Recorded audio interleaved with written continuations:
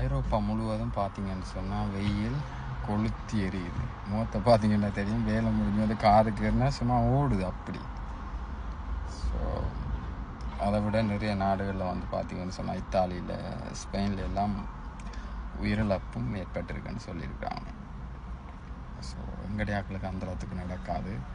எங்கடையாக்கள் already நாங்கள் எல்லாம் வெயிலில் உருண்டு புரண்டு விளையாடினாக்கள். இருந்தாலும் இங்கே வெயில் ஒரு வித்தியாசமான வெயில். ஊர் வெயில் ஓகே, அது வேறு. ஆனால் இங்கே வெயில் ஒரு வித்தியாசமான வெயில். அதை விட இங்கே வீடுகள் எல்லாம் இங்கே குளிர் காலத்துக்கு ஏற்ற மாதிரி கட்டி வச்சுருக்கிறபடியா அது வெயிலுக்கு வந்து வீட்டுக்குள்ளேலாம் இருக்கலாது. அது வேறு பிரச்சனை. அம்மா எத்தனை பேர் இந்த வெயில், எத்தனை பேரில் எல்லாருமே இந்த வெயிலால் அவதிப்படுறாக்களாக தான் இருக்கும்.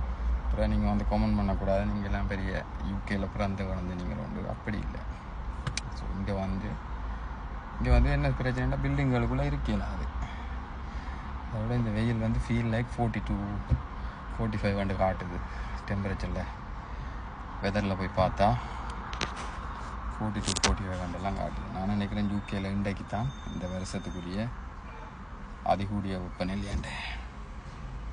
யா, தேங்க்யூ, பாய்.